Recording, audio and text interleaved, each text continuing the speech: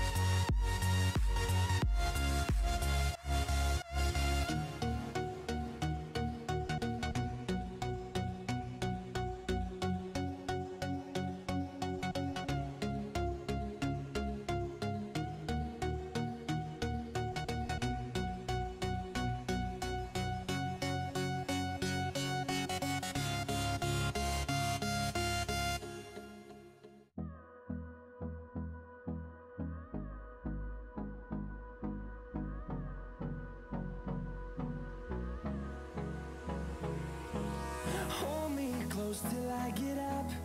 Time is barely on our side. I don't wanna waste what's left. The storms we chase are leading us, and love is all we'll ever trust. Yeah, no, I don't wanna waste what's left. And on we'll go, through the wastelands, through the highways, till my shadow turns to sun rays. And on we'll go, through the wastelands, through the highways, and on we'll go.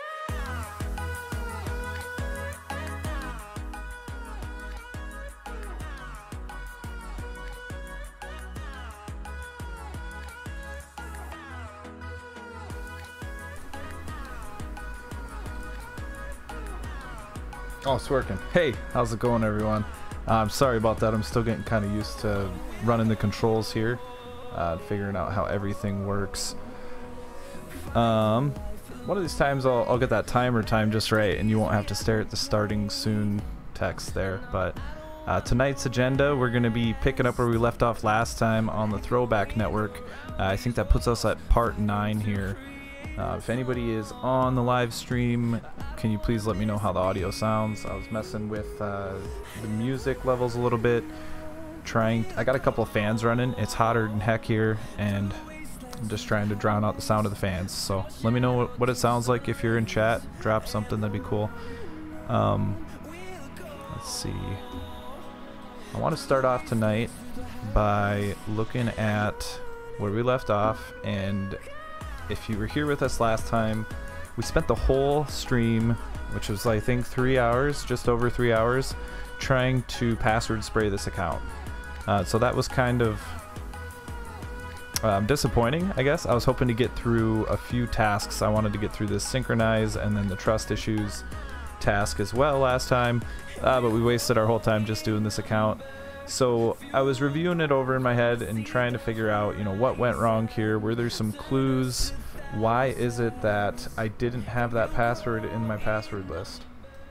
So the only thing I can really come up with is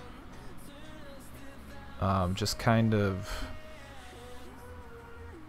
rushing, I guess. I was rushing a little bit too much, I think. And when you look back at one of these older tasks where we are initially setting up the word list, they actually kind of give us the answer as close as they can without actually giving it to us.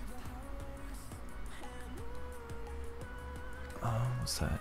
No, it was before this one.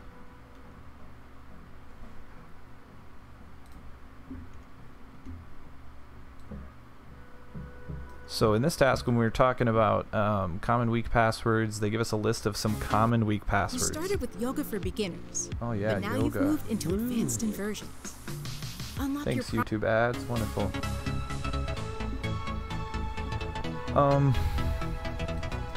Some examples of weak passwords are Summer 2022, Management 2022, Management 2018.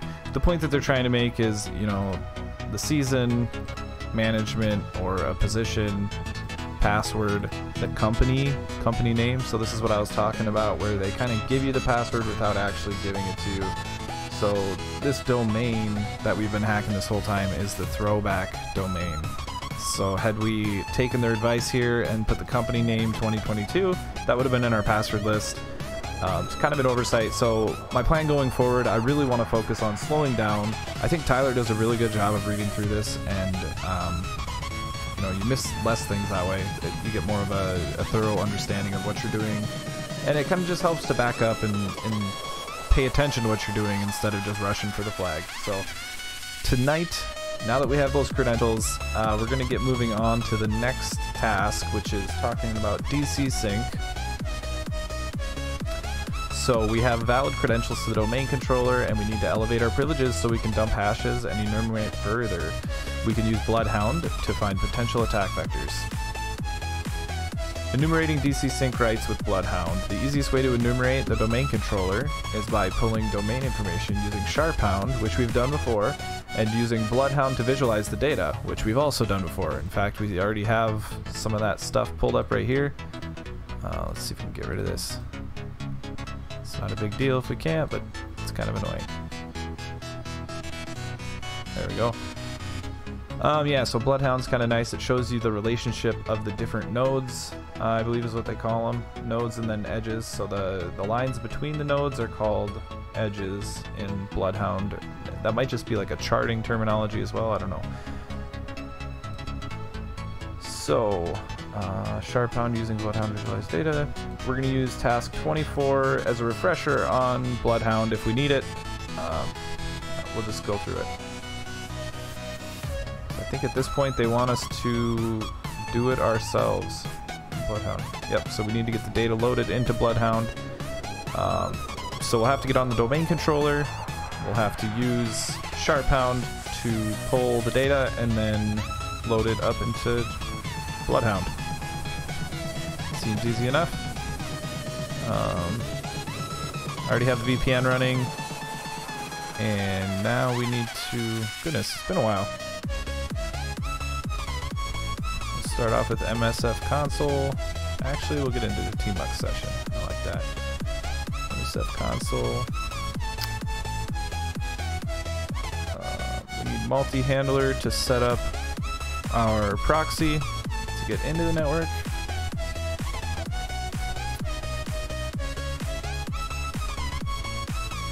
I must have a TMUX session running already somewhere.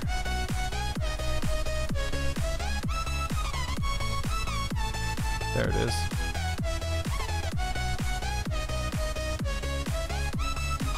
Ah, yes, we already have all this stuff left over from last time. For the most part, it's all still running, but we have like interpreter session died, so we'll just get that back up and running.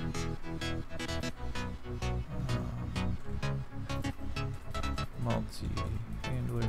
One nice thing about TMUX is you can kind of just leave a group of windows, or panes, I guess they call them.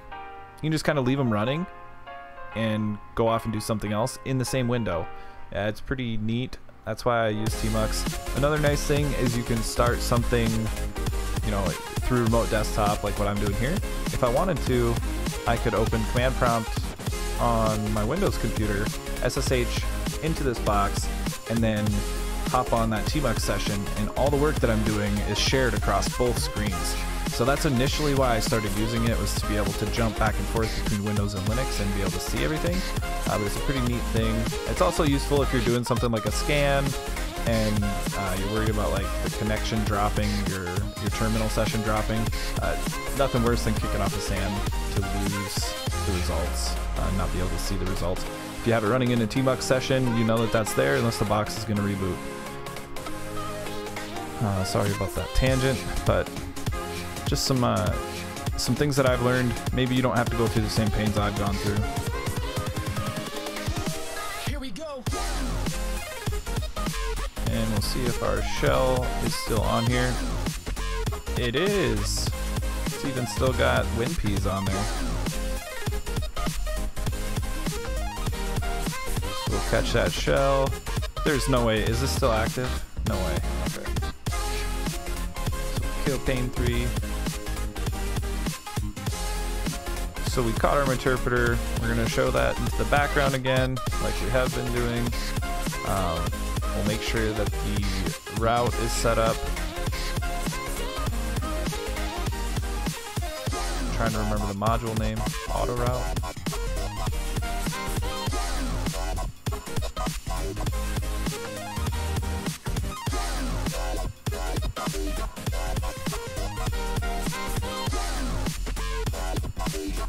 What was our session? Session 2. So we'll set session to 2 and then run. So we successfully added a route to the host's routing table. So I guess I haven't really explained this yet, but kind of just assumed that anybody who's watching already knew. But in case you don't already know, what we're doing with this command, with this auto route command, so right now, this terminal here, we're on this Throwback production box.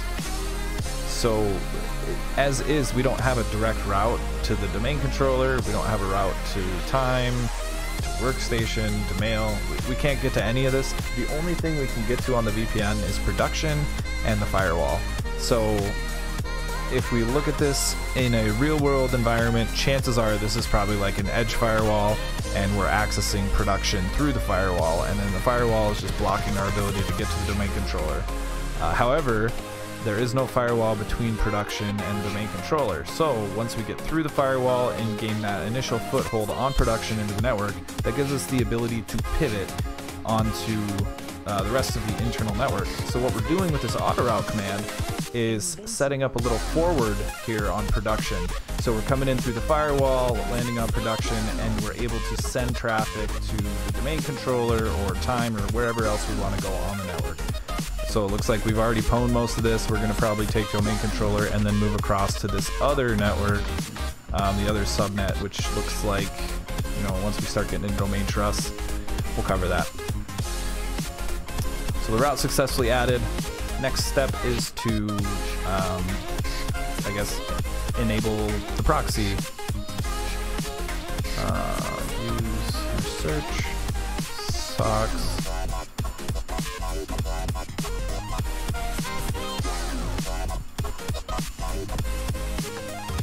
It's already still got the same options from last session, so we can just go ahead and run it. And then we'll verify that that proxy is set up. So what that proxy is doing is it's kind of working together with the route, I believe, to, you know, if we make a request for an IP that we don't have a direct route to, it's going to enable us to use that route that we created on production. Ooh, chicken fries are back, heck yeah. Gonna have to go out and snag some of those. Let's check that we can indeed pivot by doing like proxy chains SSH as Blair J onto 222, which is this one. So we're getting the password prompt. I'm not actually going to log in as Blair J. Just wanted to do like a proof of concept. Okay, now we're configured, so let's remember, what was the objective? I don't remember, I forgot. Ah, yes, Bloodhound. So we're looking at running Sharphound here on the domain controller. So the next step is to get logged into the domain controller using our newly discovered credentials. I think we actually have to get into a backup account, if I remember right. So we'll go ahead and SSH, do proxy chains as Jeffers D on the domain, at the domain controller, 10.270, and what was our IP of the domain controller? Domain controller is 117.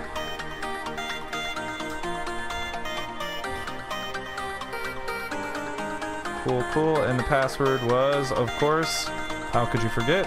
Throwback 2020 with a capital T. Cool, that's working.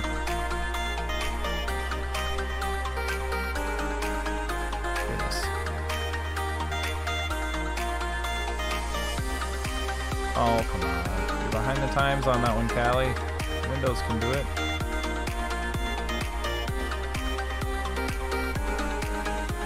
So we have to fully enumerate this. There's supposed to be some credentials, or so I heard, somewhere in Jeffers D directory. Maybe on desktop, that's usually where we find flags. Use the type command. Hey, we got a flag.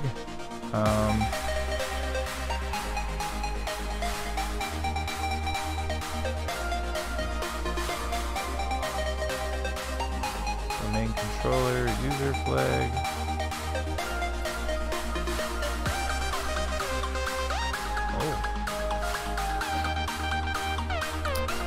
So there's not credentials here.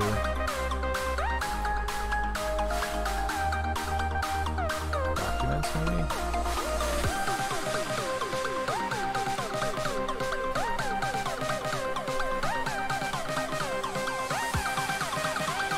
Hey, there we go. So the credentials for backup. Oh, let's read the whole email. Maybe there's some more information. As a backup servers, all staff are to use the backup account for replicating the servers. Don't use your domain admin account on the backup servers. Credentials for backup are, hey, cool. Let's add that to our list of credentials here. Cred type, plain text. Domain is throwback local, and the username is backup. Password, probably should have copied it to the clipboard. TBH. There's that TBH again. Oh, you know what? TBH, throwback hacks. That's what it is. Last time I didn't make that connection. I was thinking, you know, hack the box is HTB. There's just so many acronyms. It's hard to keep up with them all. You know how it is. The host, domain controller, 270, 117, I think. Double check that. Yes, it is. Okay. Better save that before we forget.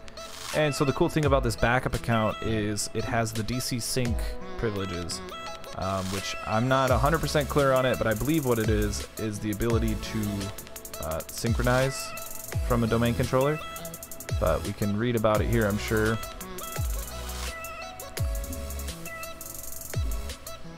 Oh, I might have jumped ahead here. I think we were actually supposed to, yeah, we'll follow along with this walkthrough again here quick. So we are on, we've already read this actually. We keep beating around the bush. We need to get Sharp Hound on here. We need to get,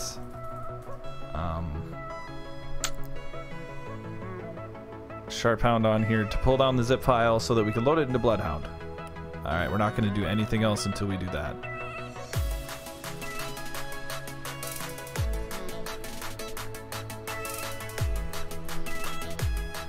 Unrestricted already, perfect.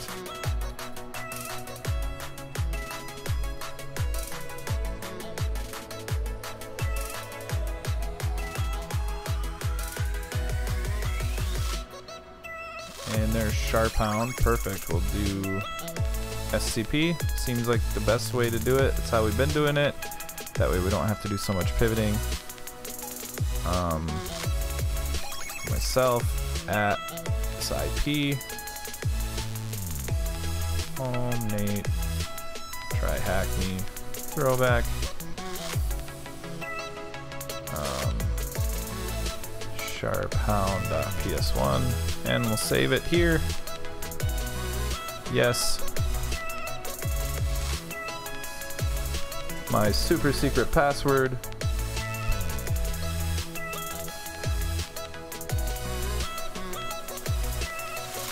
Wonder what that command does. DR. Disaster recovery. Come on, Windows, recover my disaster. Alright, we got Sharphound. Let's load it. And then invoke Bloodhound. See if I can remember the switches this time. Collection method, I remember that one. And we want to set that to all. Was domain controller one of them? Or just straight domain? Okay, domain controller. Maybe we could set this to localhost since it's the domain controller that we're logged into. And then what are some of the other flags? So one cool thing about PowerShell that I don't think you could do in Bash, you can just set attack, I think is what people call that there. And then you can just kind of tab through the different available options, right? So we can do, I guess shift tab doesn't work, but tab to go forward. So one of our options is domain. One of our options is Windows only, computer file, output directory, and so on. So if you're terrible at remembering the different switches for commands like I am, PowerShell is kind of nice. I know that we need to set this loot, and then I want to say we had to specify domain as well. So we'll do throwback.local, if I could spell. Throwback. Throwback.local. And we'll let it run and see what happens. Enumeration completed. That was pretty quick. And look at that, we got some loot. We're gonna copy that over to my Kali machine.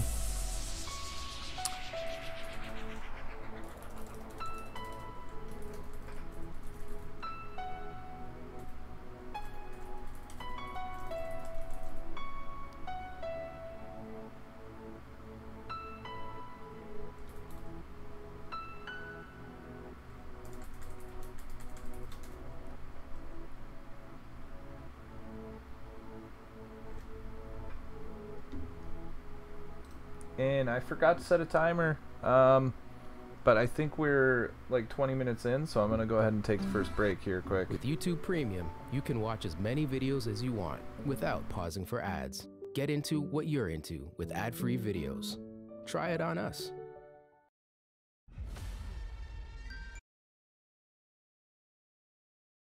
Her boyfriend killed himself. She was telling him to do it.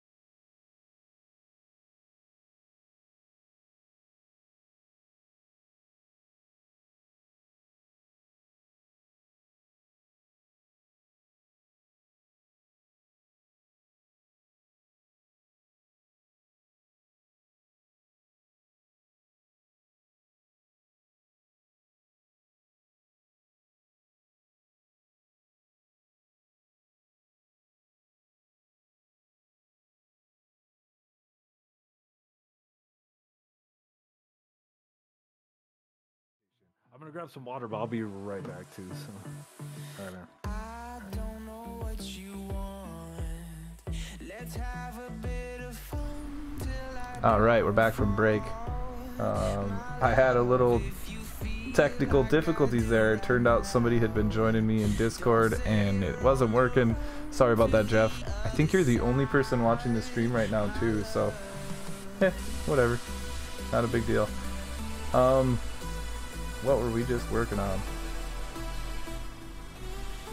Making sure the audio sounds good, that's what. Can't think. So we have loot. Alright, let's copy the loot. We already did. I guess all that's left is to open and look at our loot. Arg.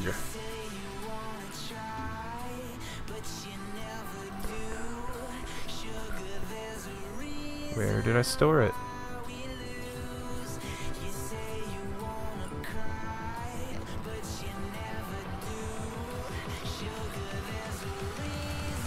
Sort by date modified. Where, oh where? Yesterday, today. This is the right one. That's a trick I learned while I was working in manufacturing. If you sort your folder by date modified, you never have to organize your files because timestamps will organize them for you. But also, anybody else who tries to find something on your system is just going to be SOL. It's kind of the downfall of that system, but it works. It works. Not as much overhead. So we've loaded the data into Bloodhound. What's next? Find DC sync rights. And we're looking for sync rights on Throwback local. That's the exact same query we just had pulled up. We have a little bit more info now, I think, because we ran it as a domain administrator. I think. Maybe it was a domain user. I don't know. This might be the exact same information. Who knows? Either way, we're going after this backup account because they have sync access. So if we know we need to go after that account, we already have the credentials for it. I guess we're a couple steps ahead of where I thought we were. Task 24 refresh using Bloodhound. Bloodhound backup. From Bloodhound we can find that there is a backup account that has DC sync rights that we can abuse to dump hashes. Exploiting users using DC sync privileges. To exploit DC sync, you need a valid user credentials. You need valid user credentials that have DC sync rights. So in our case, we have the backup account. We can find the backup credentials on the device that gave us... We can find backup credentials on the device that give us valid credentials with DC sync rights. So the domain controller that we just got valid credentials from have the credentials. Is that what that sentence says? I don't know. Either way, we already found those credentials. Exploiting a user with DC sync privileges is not as difficult as it sounds thanks to secrets-dump.py, which I think is part of Impacket. I could be wrong about that. Within the Impacket... Hey, there it is. Okay. Within the Impacket suite, dumping the entirety of NTDS is as easy as one command and valid set of user credentials. So this is the command we need to run, which I think we tried to run last time. We were just kind of spraying and praying last time. Let's see what happens. If we provide the backup account, it's going to ask us for the password. I remember that. Proxy chains to go through our proxy. Secrets dump.py. The DC IP is 10.200.70.117. Throwback domain, and the user is backup. I'm not sure why we have to provide an IP here as well. I guess we told it the domain controller, and then this is the account that we're using. I don't know. I'm not sure how that works. Probably have to read the man page for secrets dump. Password is Throwback 2020.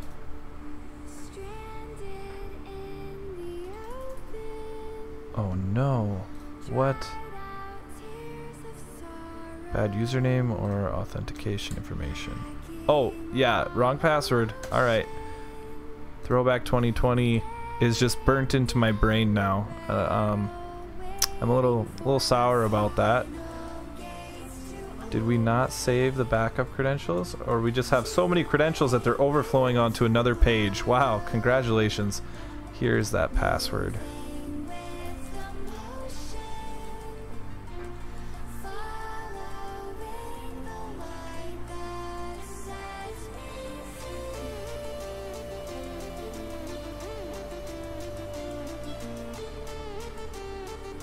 Is this going to be hashes for the whole domain? Kind of looks like it. Looks like we might have some password reuse in here. Oh my gosh, look at that. Woo! Yep, that's pretty neat. Dumped creds on the domain controller and can now continue further enumeration and move into pivoting to other domains on throwback.local. Pivoting to other domains from, so it's not on the same domain, it's two different domains side by side. I'm not sure how that works. Two separate domains that trust each other, not really a subdomain. What user can we dump credentials for and is an administrator? So which one of these is an administrator? Let's check who is in the administrator group. Net user, not user, net group, administrators maybe? Nope. Net local group, administrators. Mercer H is an administrator? How about we look for domain admins instead of just administrator? Domain admins. System error occurred. The group does not exist.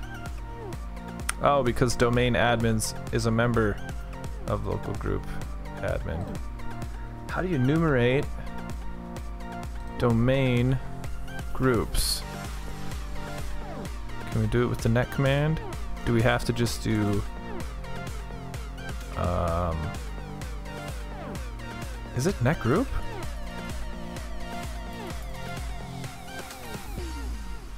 Yeah, okay. The group name, domain admins, we have administrator, Mercer H, and spooks. Do we have one of them in our dump? Should probably save the output of this. And then we can grep it. That'd be pretty nice to do.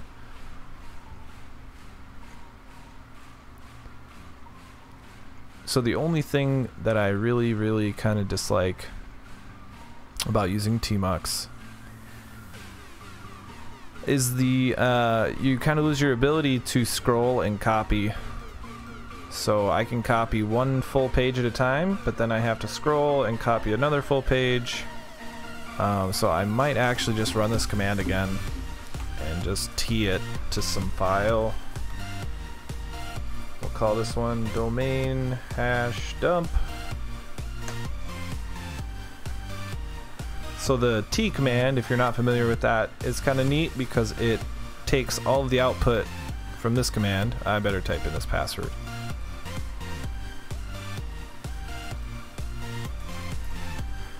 So the T command takes all of your output, you know, everything that's going to be on standard out.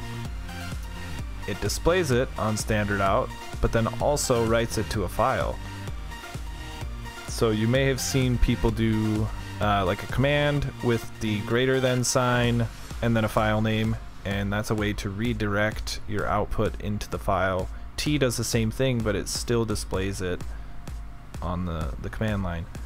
Jeff probably knows about that, Mr. System Admin, Linux System Admin. That's pretty awesome.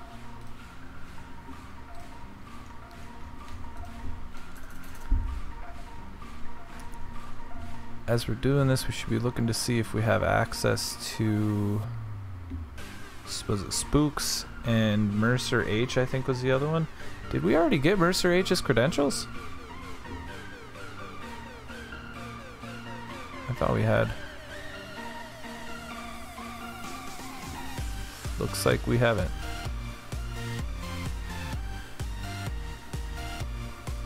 I don't see Spooks on here. I don't see Mercer H on here.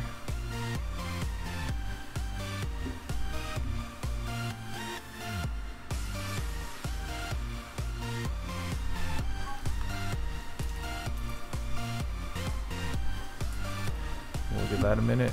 Let it load. I'm gonna guess.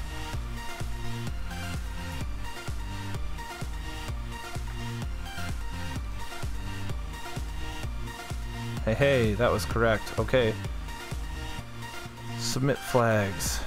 So, after we get Mercer H's credentials, or at least their hash, I suppose we can try to crack it. Does it tell us if we're gonna crack it?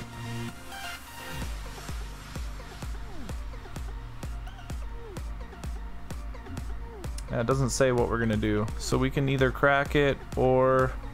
Let's look at this old output. Maybe it's up there. We could either crack it or we could do like a pass the hash command possibly. Guess we'll find out.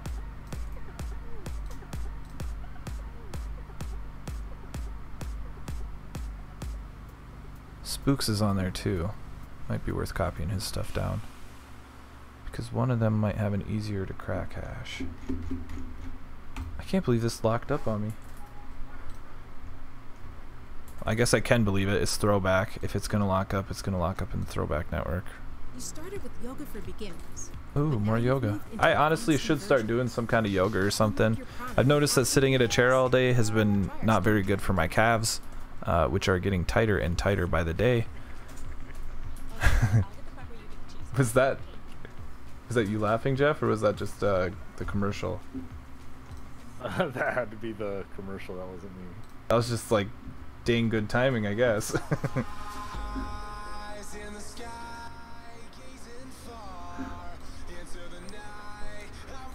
Let's see.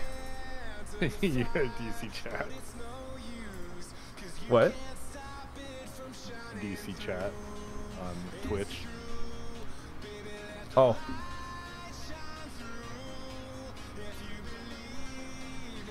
I noticed that too about your... Oh, you noticed that about my calves? Okay, yeah.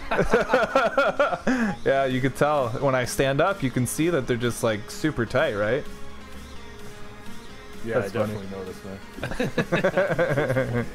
Is that you on chat? Yeah, that's me now. Just, Oh, okay. screwing around, dude. Gotcha. That's funny. I guess it's less weird that it's you. If it was someone that was just completely like... Well, I don't know. Either way, it's good jokes. Kind of weird either way, isn't it? Yeah, it's super weird. Stop looking at my calves, Jeff. Stop having tight calves.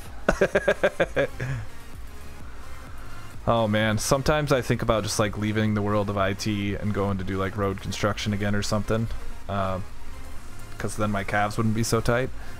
But I don't know. Yeah, but once you hit like 40, 45, you're gonna hate yourself, man. Yep, Your back exactly. and your knees and yeah. Be better I off did just... construction when I was younger, man. No thanks. Okay. Yeah. Be better off just sitting where I am here and like adding in some yoga, you know? Something. Yeah, you still got to stay active, man, but that construction can be backbreaking. Yep. So let's do some hashcat on the file that I just had opened. Mercer. And we'll use the best word list around, rock you. See what happens. See what comes of it. I'll catch you in the morning then, or what?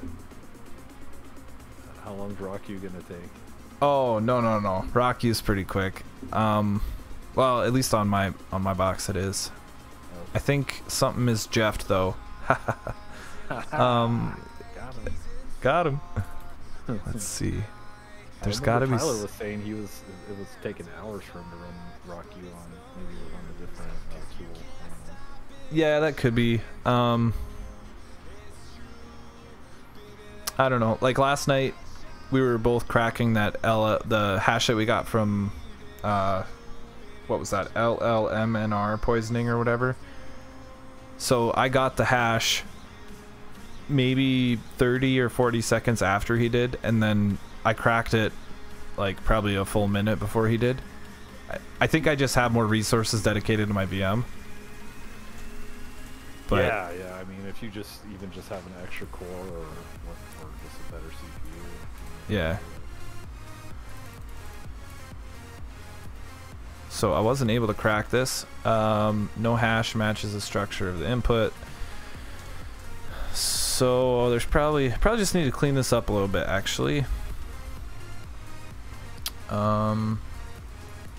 AES, and actually these might not be crackable hashes. I'm not sure if those are crackable formats or not. You have to do like hashcat examples.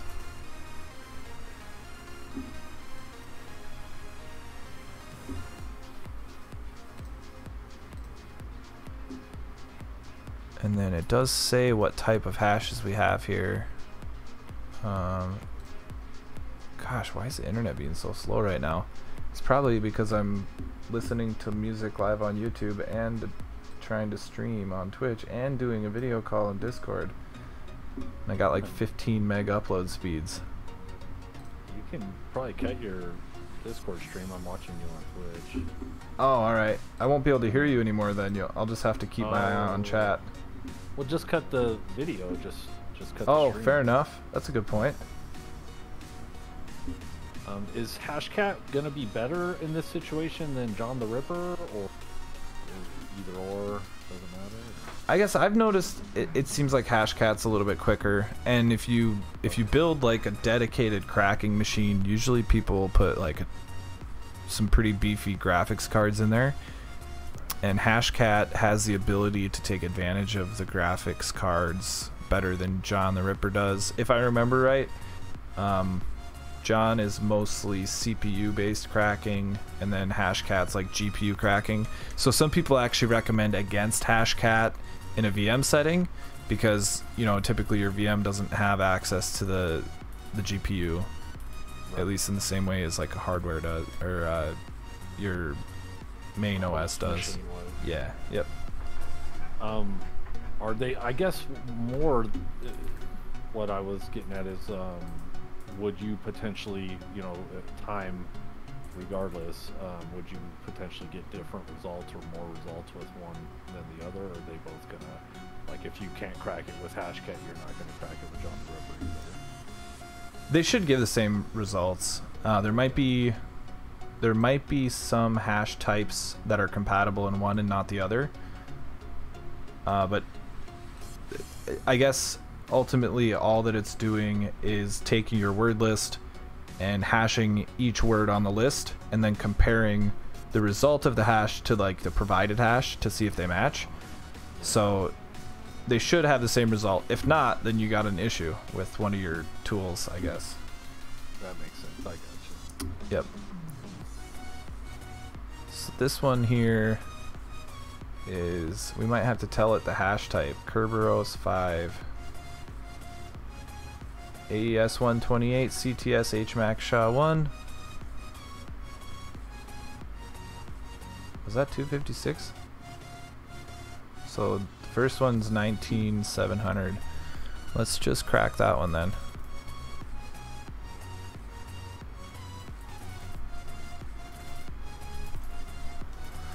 And we'll force the mode 19700. What? Separator unmatched. What on earth does that mean?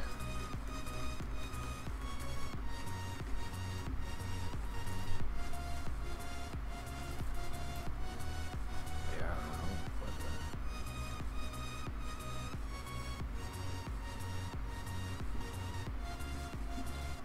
know.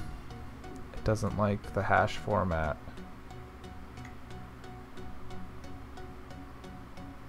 So we have. It doesn't what? want all that. Maybe it doesn't. I don't know, but I'm just guessing. Maybe it doesn't want all that descriptive stuff before the colon, and once it's just the raw hash itself. I don't know. Yeah, we can try that. That's a good idea. Otherwise, it might be looking for, you know, like a leading string like this. Sometimes they do that. So the output of the tool we ran, which was at secretdump.py or whatever. You know what? I think it actually has an output option. So for the future, you know, that's probably the best way to go. But that's locked up on us now, I think.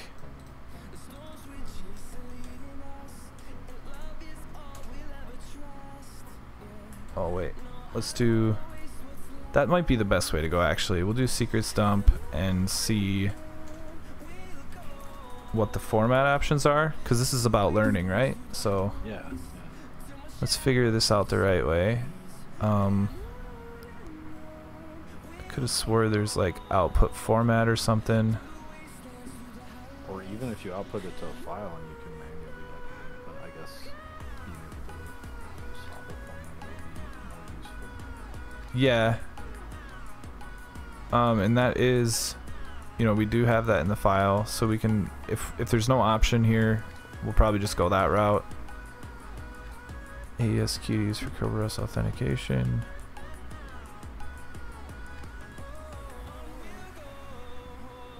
So those are the authentication options, so it'd probably be display option.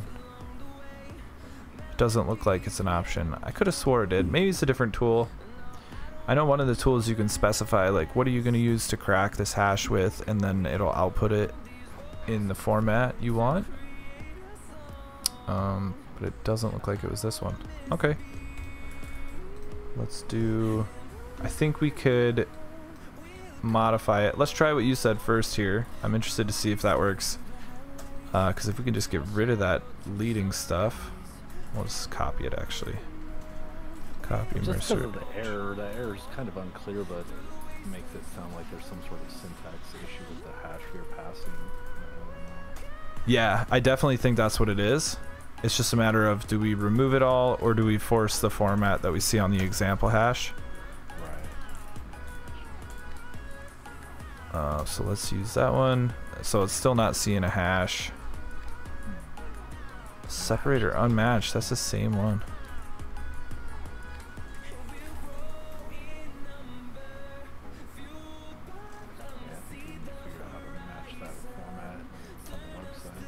Yeah, so let's do the backup copy.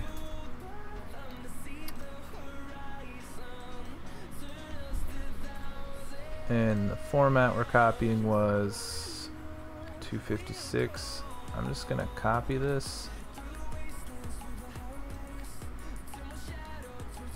Probably don't want that 8 on there though.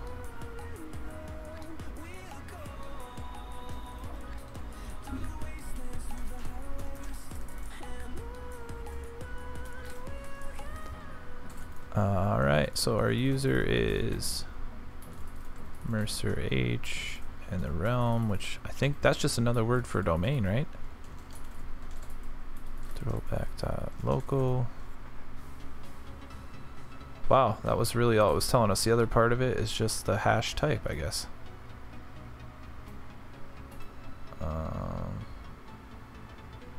And there's no colon in the example hash.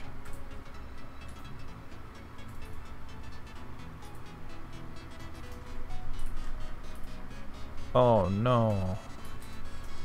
There we go.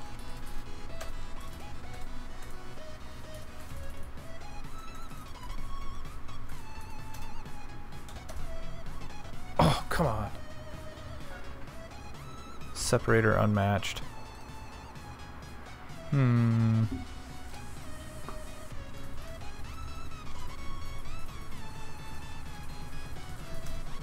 So another thing, it's not actually telling us that we need to crack the hash. So what I might do is just try to do past the hash.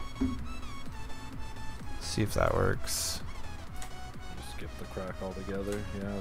Yeah. That's what they're trying to funnel you towards anyway. That could be. Or it said exactly what to do in the instructions and I skimmed past it again. Who knows? Instructions are overrated. Yeah. They just slow you down.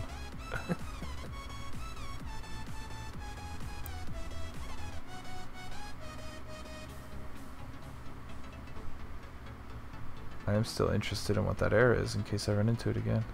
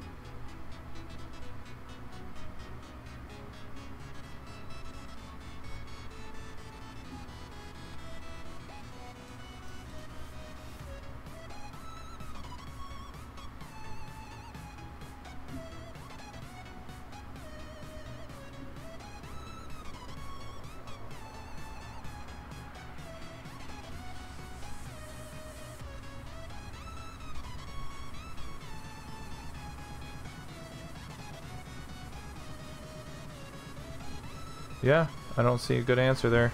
Huh. I'll try past the hash. Evil win RM. 217. No, that's not right. Domain controller was, I think, 117.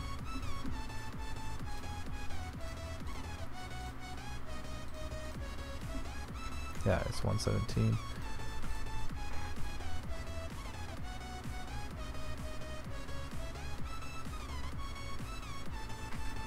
Yeah, it's not going to tell us how to use the hash.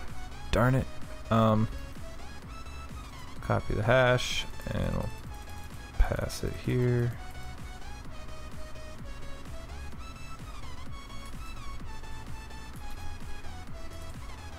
And then Mercer H. Probably need proxy chains in there as well. Invalid hash format. Okay. You know, there were a couple different hashes. Maybe we just picked the wrong one.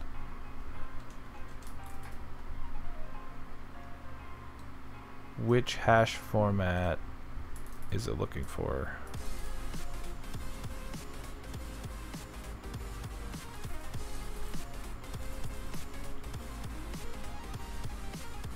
NT.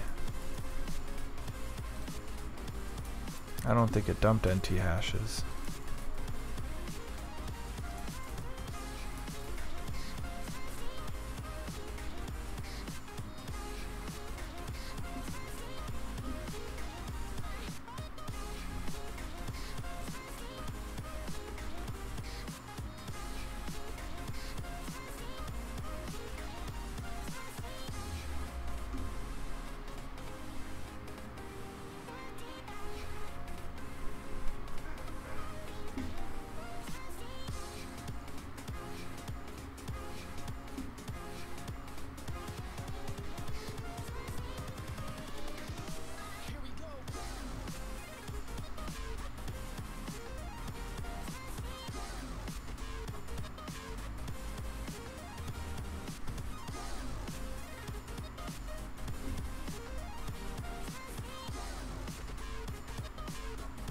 Oh, we didn't go up far enough, possibly? Because this looks like more like an NTLM hash.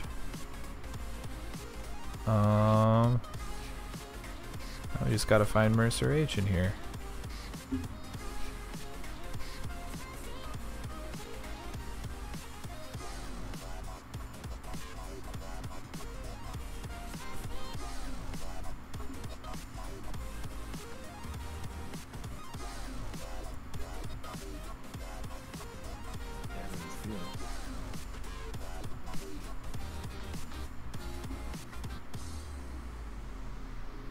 Spooks is in there.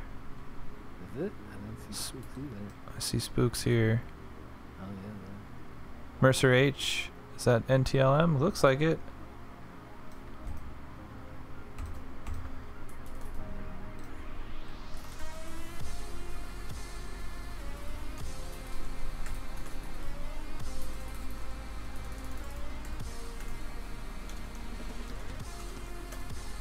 Ah, wrong hash.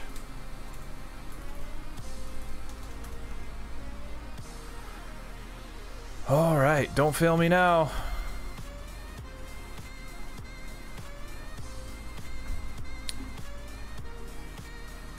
seems like it's at least recognized the hash type. Yeah. Exhausted, not cracked. Okay, well, at least it found a hash that it likes. Did it say what type it was? Yeah, NTLM, right? Where did it say it? Up. Hash mode, 1000. Oh, yep, perfect. Cool. Okay, so it knows that this is the hash target. Maybe we could just use this on our pass the hash attack.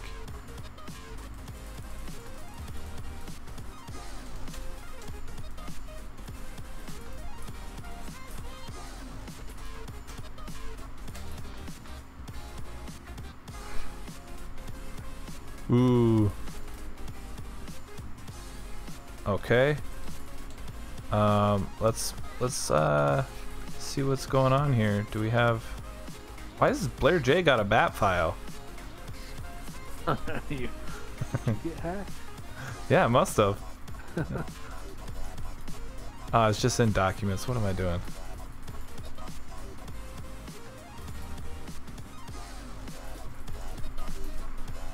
Got the root flag. Okay. So at this point, I think we can say that we officially own the domain.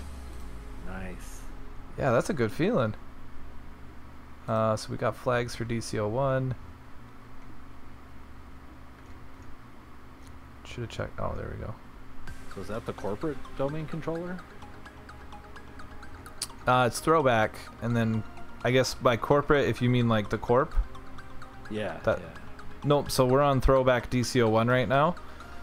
So the next step or the next task, I think, is it's having to do with domain trusts. And so I don't know all of the specifics, but I believe each one of these is considered like a tree. Each domain is like its own tree, and then together they make a forest, possibly. But each tree trusts each other, and that's what makes the forest. But either way, we're going to be looking at domain trusts, and that's going to get us on to DC01, I think, or at least get us into the Corp network. Yeah, I thought that's what we were doing right now. All this. Okay, I got you. Nah, this was just to get a Corp DC01. Yeah. This was just to get admin on Throwback. Yep. Yep. Probably not going to finish this tonight, but we'll get it done. So let me get this root flag in here, and then we'll take another 5-minute break here quick.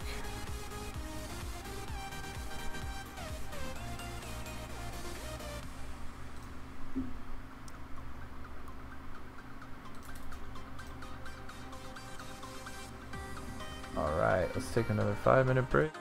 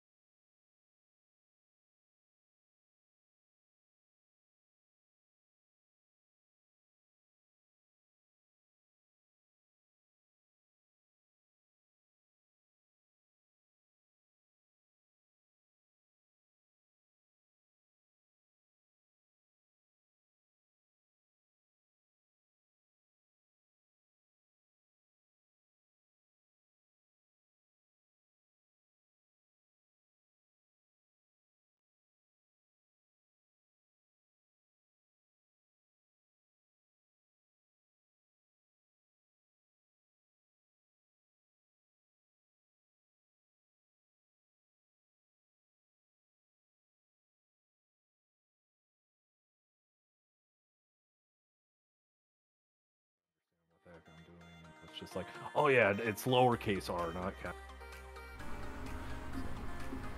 Right on. Well, I'm starting up again here. We got like 25 minutes left or so. I'm gonna kind of stop right at midnight tonight. Normally I've been going till like 2 in the morning, but that's only on the weekends. So it looks like Wesley joined in Discord. What's up, dude?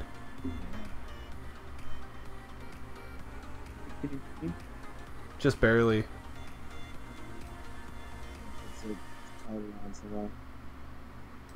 Oh, your headset's hiding. All right, well, I'm gonna jump back into this anyway. Let's see.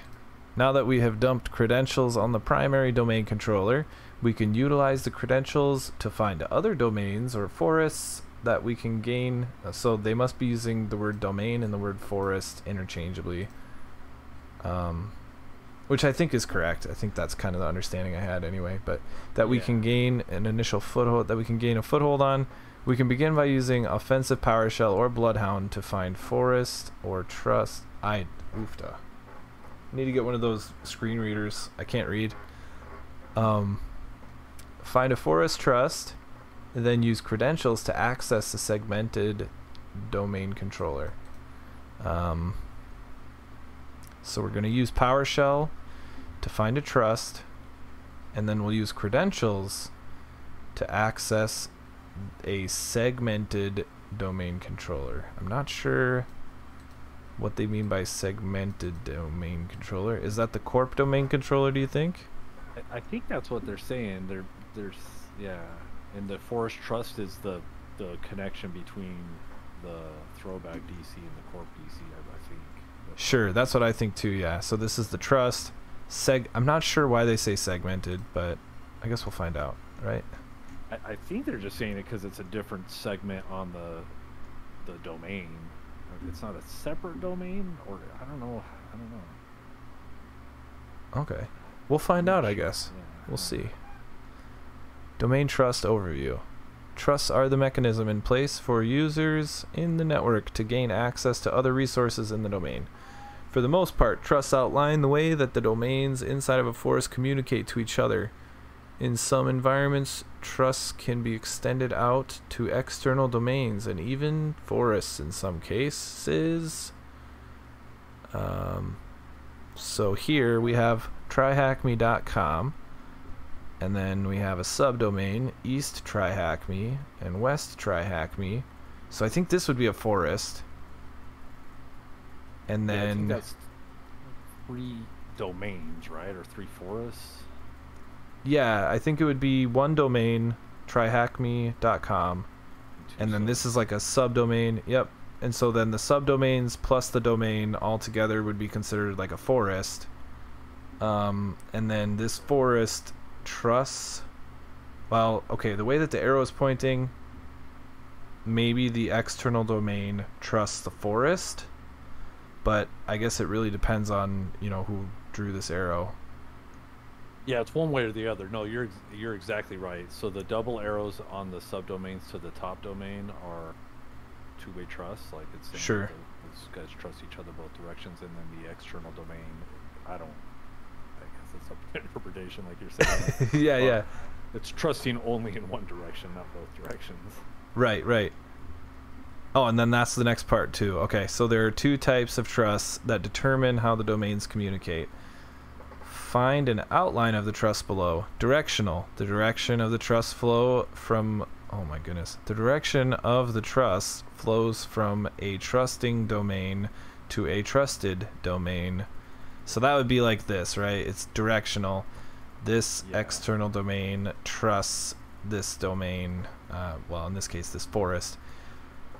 Transitive.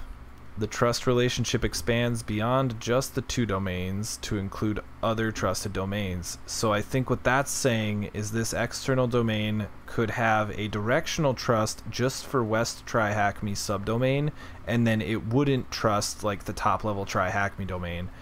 If it were a transitive trust though, this domain is going to trust the subdomain west.tryhackme, and any domains that west.tryhackme also trusts. So it's either like, yeah, bro, I trust you and everybody you trust, or nah, fuck your friends, I only trust you. That's how I read it. Does that sound right? It kind of, I think actually it might be, since it might be because they trust West TryHackMe, and West TryHackMe trusts everyone else in that forest, that the external domain, whether they're aware of it or not, they trust the rest of that domain or the rest of that forest as well. You know Okay. what I mean? Yeah. Like, So it's not that because- there's like a flag on the trust that you can set directional or transitive. Like it's just a trust. Well, I'm not sure. I'm just guessing too, but I kind of feel like, so say someone on East TryHackMe, you know, because of the trust through the top domain to the other subdomain West TryHackMe, they can pivot freely through those three, those three subdomains or those three domains, I guess. Sure. And then, therefore, just because the external domain, they only trust West TryHackMe, but someone from East TryHackMe has full access to West TryHackMe, basically external domain, whether they like it or not, they're also trusting East TryHackMe. Does that make sense? Kind of. I hope that's not how it is, though. I hope that's like a setting, because it seems like you would want to be able to lock that down. You know what I mean?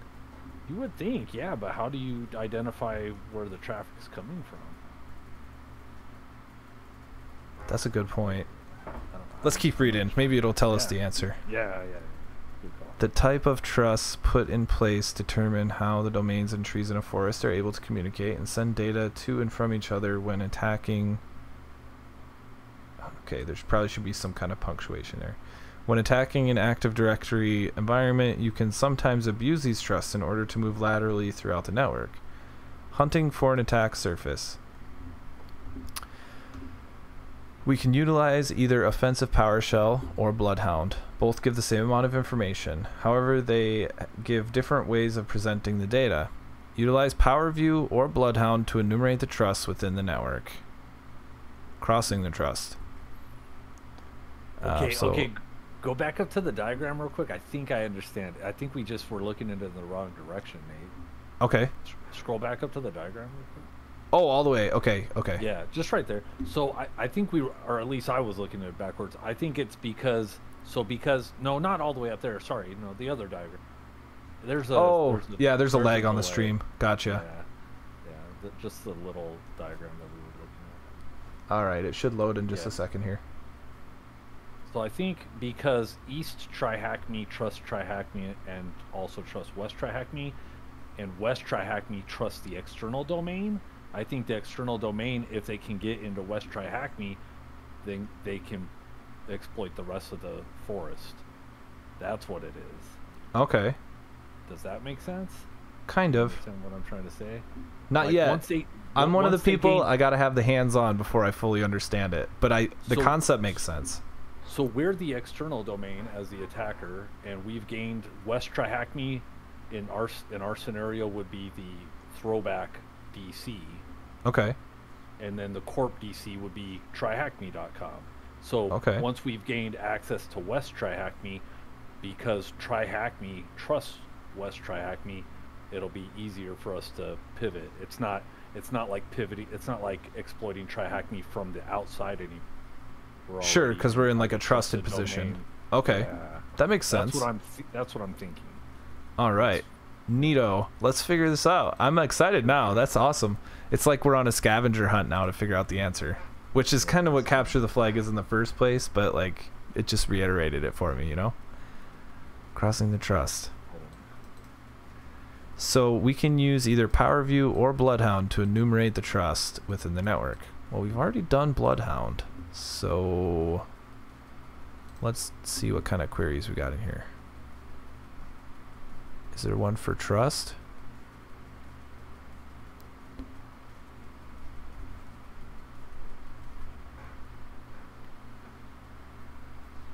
Map. Oh, I was hovering right on top of it. So it looks like throwback.local is trusted by corporate.local, which is trusted by throwback.local. So I think this would be a case of that transitive trust where they trust each other, or maybe not transitive, but the two-way trust. Although this isn't dinero, so I'm not sure. Hello. Hey. Hey. Oh, sorry. My mic wasn't working. I was trying to talk, but when you were explaining the trust thing between those two websites, that definitely made sense. Like once you gain trust from that one website, it'd be easier to get into that other. So that definitely made sense to me. Nice. Yeah, I think that's what they're saying in the description. It's I don't think you need a web reader. I think how this stuff is written is not like yeah, definitely. And that's like the pain of this Throwback network. Like, I pay for premium, and I had to pay extra to get access to this. And then the grammar on it is horrible. The connectivity on it is horrible. And yeah, I'm hoping to finish it up. Like, I feel bad abandoning it because $60 is $60. But yeah, don't abandon it, man. We're gonna finish it. Heck yeah. Probably not tonight though. I think we could probably finish up this task tonight, and then we'll call it. Yeah. As long as everything goes well. Yeah, as long as everything goes well. We can utilize either Offensive PowerShell or Bloodhound. Okay, so I've used Bloodhound. Both give the same amount of information, but they differ in how they present it. We could utilize a trust. Just like there's a user on the domain controller itself, the second domain will authenticate with the primary domain controller to allow the access to the server. So what this is saying is I can use the accounts that I've already gained access to log into the Corp network, because it'll authenticate back to the Throwback network and be like, yeah, we trust you guys. It sure sounds like that. Oh my gosh. Is that the direction our trust is flowing to? Corporate is trusted by Throwback.local. That seems backwards. Yeah, I'm not sure how those arrows work, so. Well, in here, I don't know if you can see this on stream, and of course if I zoom in it makes the text smaller too, but there's an arrow here going this way, and then it says trusted by. So I read that as corporate.local is trusted by Throwback.local. So yeah, that's how it sounds to me too. Let's say we want to set this as the ending node. It didn't do anything for me. Yeah, that's not helping at all. Did that work? The starting node? No, it's not really doing. I mean, it put it up here, like it set my start node and end node. This is kind of like Google Maps, where you do like your location and destination, and then Bloodhound is really cool. I hope we have like a more comprehensive room eventually here somewhere, because if you get into like a big domain and you have a really low level user or a service account and you're able to pull up the map, you can say like, how do I get from the service account to domain admin?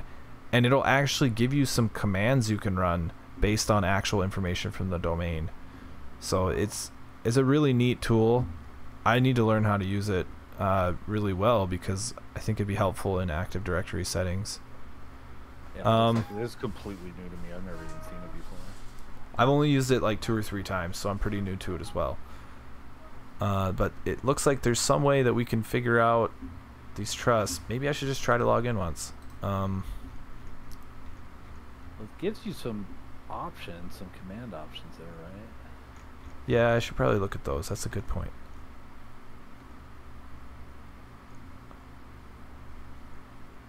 Yeah, that's the account we were just using. The Mercer H, yeah. Yep. And then we can either do remote desktop or just SSH through proxy chains. Well, 118 is the corporate DC, right? Yeah, because 117 is the Throwback DC, right? Yeah, I think so. It is. It sure looks like it's just letting you use the exact same credentials. That is ridiculous. Oh, I don't have credentials though. That's the thing. I only have a hash. Oh. I guess I could like pass the hash to the network or to the other domain controller. Yeah, it's got to be a pass the hash. I don't know how else you would do it. Because we already tried to crack the hash, and that's a no-go. When I say we, I mean you. But we. I'm just trying to think. So if why would they ask us to use SSH though? It doesn't make sense. Maybe I was supposed to crack the hash and I just didn't do a good job at it. Yeah, they definitely say SSH. Whatever. We can try this. 118. It should work. It's going to authenticate against DC01, I think.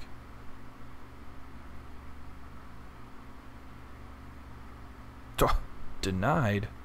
How dare you? I want to talk to a manager. Yeah, let me talk to your manager. Okay, that's not going to work. Maybe remote desktop.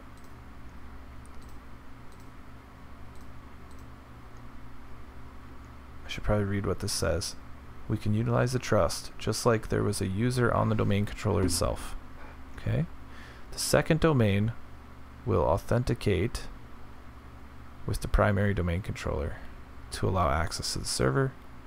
Make sure that you have a proxy server running on yes. Slow down and read. The DCL1 to use proxy chains and pivot to the corporate environment. Okay, so we need to set up a proxy server on DCL1. Oh. It's going to be the same as the other host, I think. So we'll do proxy chains. Do you do it with Python? With that, what command were you guys using the other day? http.server? So this will be where'd that interpreter session go? Or Metasploit console. So we're going to use a combination of a couple different things, I think. The first one being we need to have root access, or I guess, you know, like an admin Metasploit session.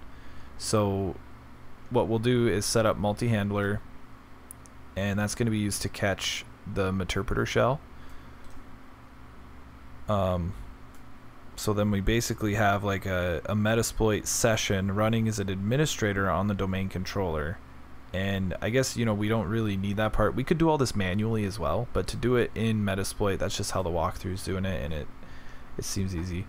So the next step, once we have that admin session, is to use auto route, which is the command that just adds a route to, it would be DCL1's routing table. So it's going to say some networking 101 here.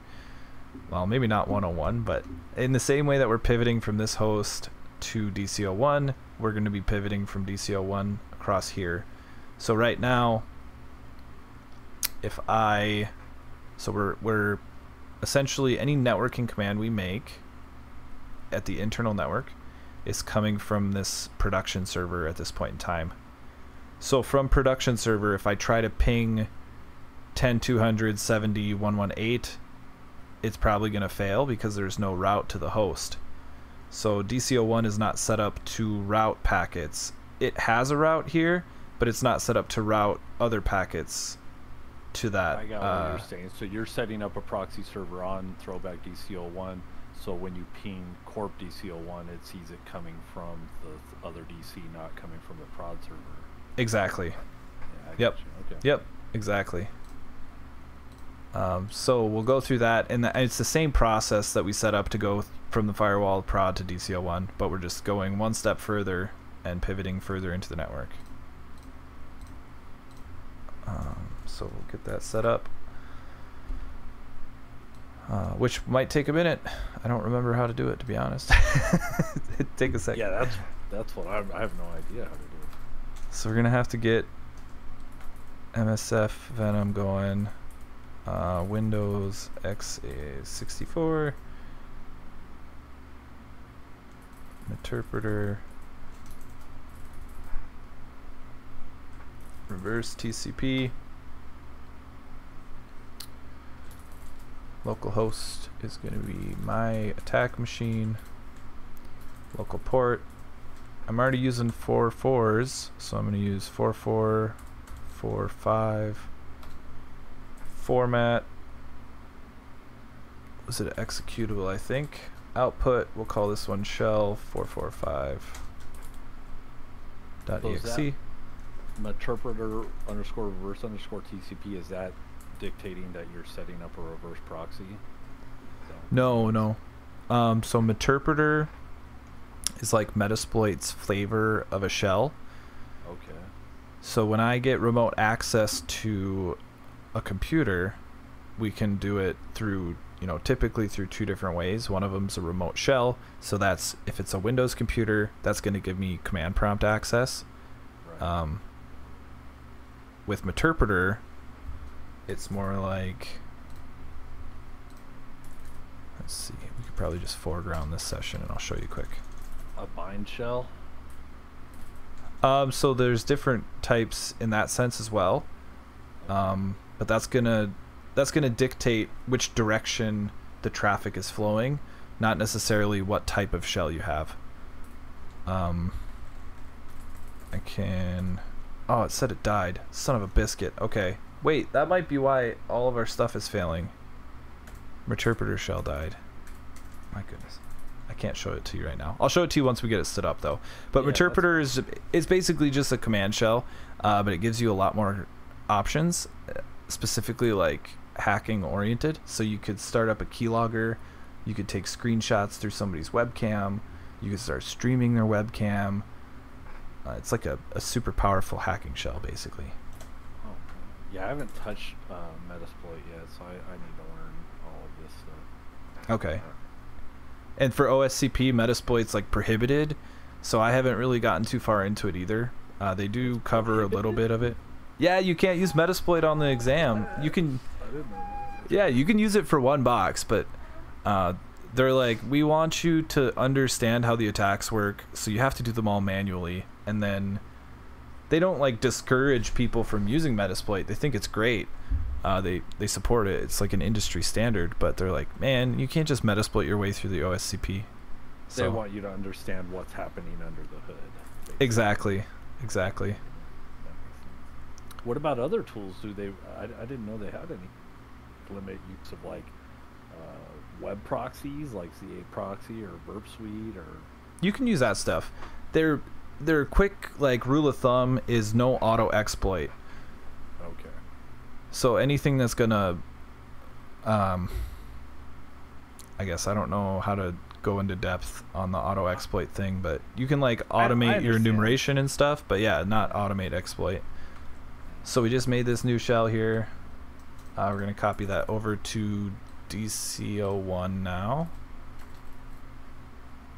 So Nessus would be okay though, but not Metasploit. No, because Nessus actually does do some like exploit, and they have like a couple scanners that you can't use as well. Oops. Okay.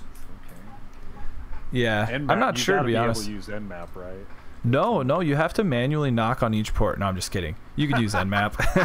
65,000 ports. Yeah. Oh man, we just have a time, don't we? This is just ridiculous. What a riot. Sorry, I'm too far off track. No, it's all right. I'm 2 hours behind you, man, so it's not as late for me. So oh, come on. Well, let me finish this. I got to go to bed. No, yeah, I won't. Don't let me sidetrack you too much. Okay. All right, let's see if I can focus in and just get this done here quick. And then the music dies.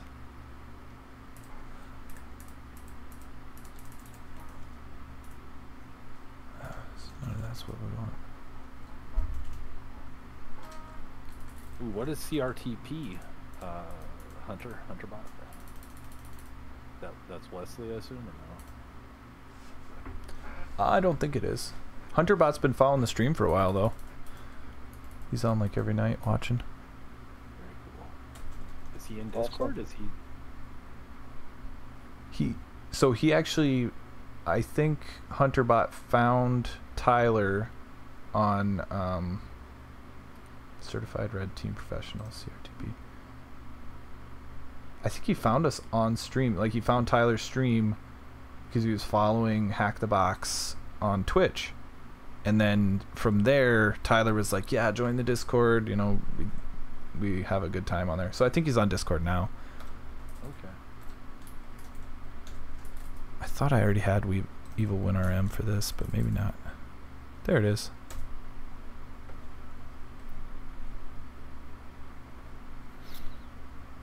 Oh my goodness.